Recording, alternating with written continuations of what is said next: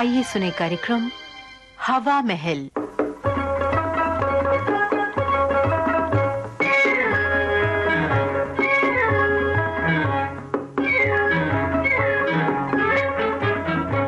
दोस्तों, आज के हवा महल कार्यक्रम में आइए सुनते हैं मदन मोहन खन्ना की लिखी झलकी वादों की शाम। निर्देशक हैं गंगा। तो तुम्हारा साहित्यिक नाम है। वो तो क्या हुआ, पूरा नाम लेकर ही शपथ ली जाती है। चलो हो गया ना, अब आगे बढ़ो।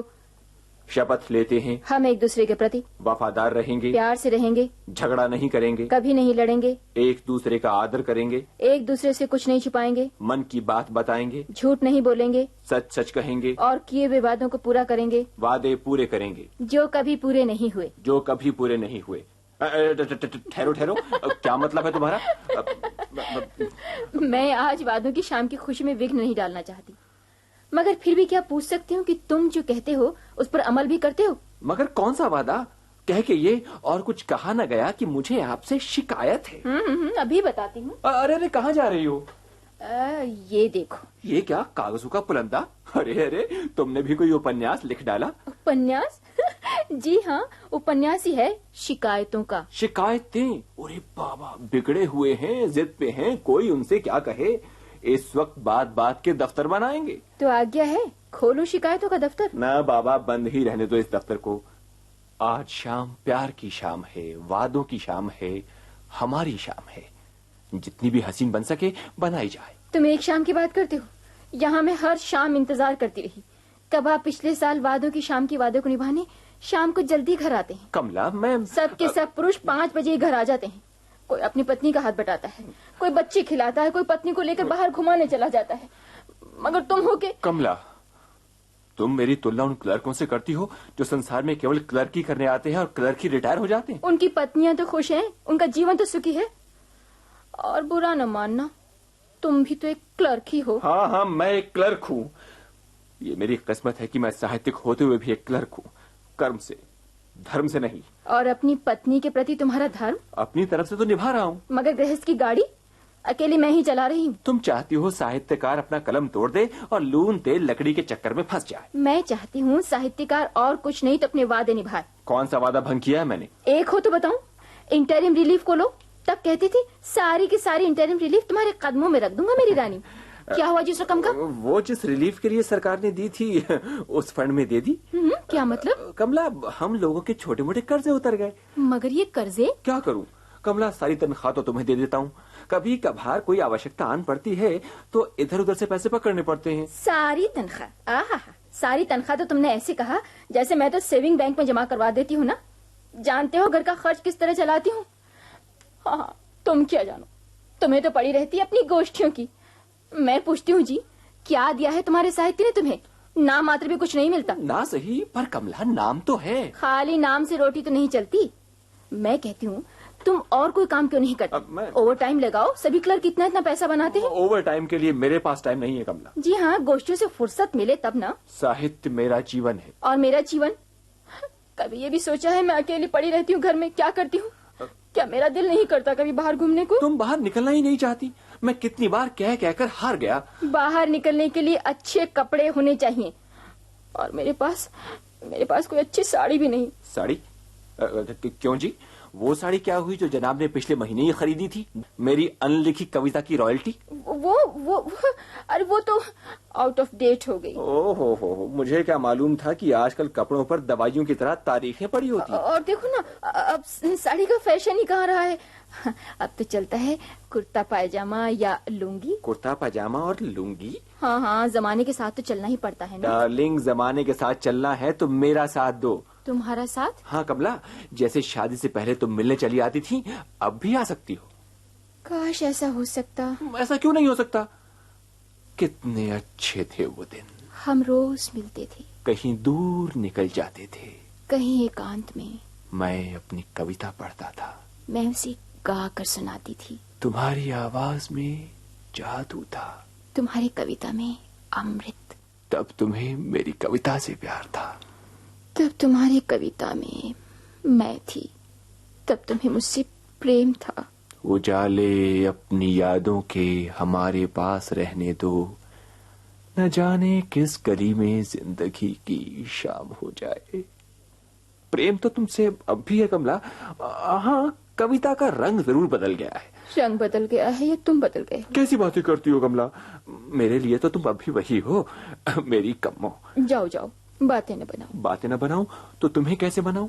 बातों से नहीं, मेरे स्वदेश बनकर मनाओ। ओ, मेरी कम्मो, मेरी सपनों की रानी। अब सपने साकार हो गए ना? तुम्हें क्या हो गया है आज? तुम अपने आप को ऐसा क्यों समझती हो डार्लिंग? मेरा ख्याल है मैं नहीं, तुम बदल गई हो। हाँ, तुम। हाँ हाँ, मैं बदल गई हूँ। हाँ, ना मेरे घर आने पर पहले सा स्वागत, होठों पे मुस्कान, ना आंखों में चमक, ना चेहरे पे वो खुशी।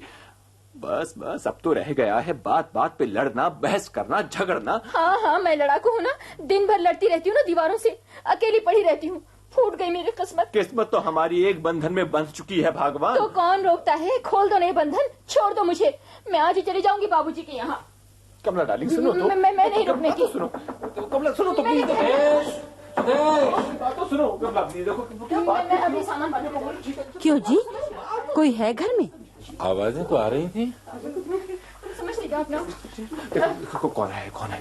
कौन? मनु जो सीमा है। अब क्या किया जाए? क्या मतलब? मतलब ये कि झगड़ा रोक दिया जाए या जारी रखा जाए? मैं कुछ नहीं जानती, मैं तो आज ही बाबूजी के यहाँ जा रही हूँ। मगर कमला जरा सोचो, बाहर मेहमान खड़े हैं, तुम चाहती हो वो हमारा मजाक उड़ाए? क्या थोड़ी देर के लिए ये झगड़ा बंद नहीं हो सकता? अच्छा अच्छा, मान लेती हूँ, मगर एक शर्त पर। किस शर्त पर? बोलो। मेहमानों के जाते युद्ध विराम समाप्त हो जाएगा। युद्ध विराम? ठीक है, मुझे मंजूर है। अरे भाई, अंदर से अपनी कहते रहोगे या बाहर से हमारी भी सुनोगे? बुलाओ ना उन्हें। हाँ, अरे आइए आइए आइए। अरे आप हैं? आइए आइए। और आप क्या समझे थे? कमला बहन, रेडियो क्यों बंद कर दिया? रेडियो? कोई नाटक सुन रहे थे क्या? नाटक? और अरे हाँ, वो बीवी का भाषण सुन रहा था। अरे हाँ, ब्याह की वर्षगांठ मुबारक हो भाई। हम तो बधाई देने आए थे। धन्यवाद। क्या प्रोग्राम है आज आपका? प्रोग्राम? जी हाँ, हम ये जानने आए थे कि आप ये पुण्य त्योहार कैसे मना रहे हैं? पुण्य त्योहार? आपका आपस में प्यार देखकर मानना ही पड़ता है, आप एक आदर्श दंपति हैं। न कोई झगड़ा, न कोई तकरार, बस प्यार ही प्यार। एक ने कहा, दूसरे ने माना।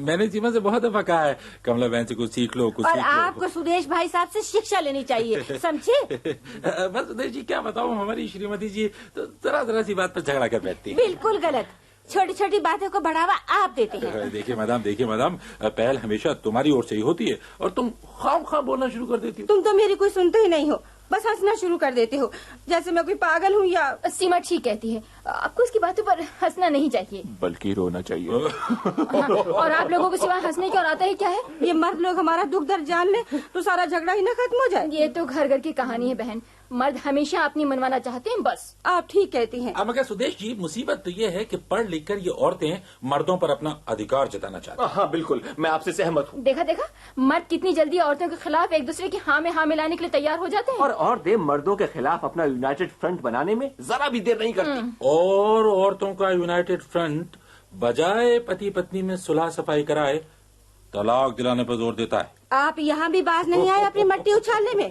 तलाक की तारीफ के गुनगाने शुरू कर दिए आपने। तो दोस्त, तुम्हारे यहाँ भी तलाक की चर्चा होती रहती है ना? यहाँ तो केवल चर्चा ही होती है यार। बाहर के देशों में तलाक यूं मिलता है जैसे हमारे यहाँ बाजार में डबल रोटी।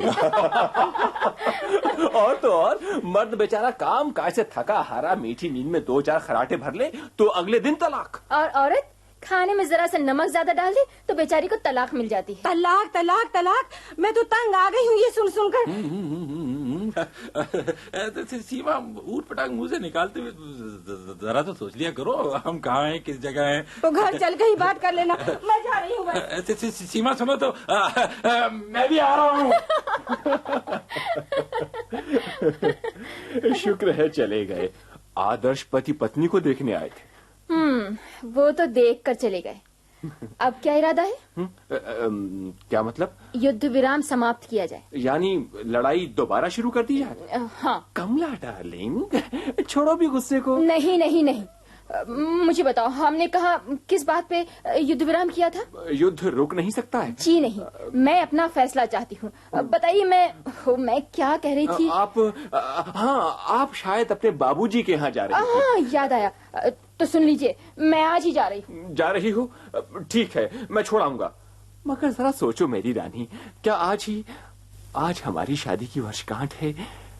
याद है आज के दिन हमारा गठबंधन हुआ था और तुम उसे खोलना चाहती हो, मुझे छोड़ना चाहती हो? छोड़ना ही है तो छोड़ो अपनी जली कटी बातों को, अपने गुस्से को, अपने गर्म स्वभाव को। तभी तो कहती हूँ ना, सुखी हो जाओगे मुझे छोड़कर। ऐसी बातें करती हो कमो डार्लिंग, आज तुम्हें क्या हो गया है? देखो देखो देखो देखो, मेरी तरफ देखो। हाँ, मेरी आंखों में झांको। क्या मैं तुम्हारा सुदेश नहीं हूँ? देखो, अब तुम प्यार के ओछे हथियार पर उतर आए हो। जंग में मोहब्बत के शब्द इस्तेमाल करके तुम जंग के नियमों का भंग कर रहे हो। जंग और मोहब्बत में सब जायज है डार्लिंग। कितनी खूबसूरत लगती हो तुम गुस्से में। तुम्हारा मतलब है तुम्हें सुंदर दिखाई देने के लिए मैं लड़ती ही रहूं? लड़ना भी एक आर्ट है डार्लिंग, और बिना बात के लड़ने वाला एक महान आर्टिस्ट है, कलाकार है। देखो देखो, तुम मुझे गुस्सा दिला रहे हो। उनको आता है प्यार पर गुस्सा, हमको गुस्से पे प्यार आता है। और तुम्हें आता ही क्या है? इस सादगी पे कौन न मर जाए या खुदा। लड़ते हैं और हाथ में तलवार भी नहीं। हाँ, यानी मतलब ये हुआ कि मेरी बातें तलवार की तरह तीखी हैं। ऐसी तीखी कम हो कि ये घायल प्रेमी आज तक तड़प रहा है। और अब क्या चाहता है ये घायल प्रेमी? सफेद झंडी दिखा रहा है सुलह की। अब लड़ झगड़ कर मनाने चले। बड़ा मजा उस मिलाप में है जो सुलह हो जाए जंग होकर। सुलह की शर्त क्या है? वही पिछले साल वाली शर्तें। मैं वादा करता हूँ। फिर वही वादों की शाम? हाँ डार्लिंग, आज भी वही तारीख है, वही शाम है। तो शपथ लो। तुम भी साथ कहो। हम शपथ लेते हैं। हम आपस में नहीं लड़ेंगे, नहीं झगड़ेंगे। लड़ेंगे भी तो जल्दी सुलह कर लेंगे, आज की तरह। हाँ।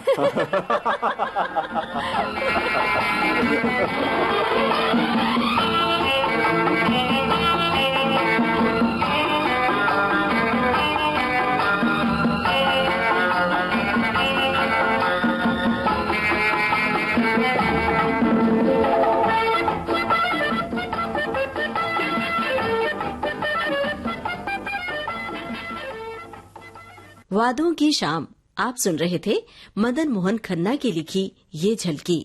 निर्देशक थे गंगा प्रसाद माथुर।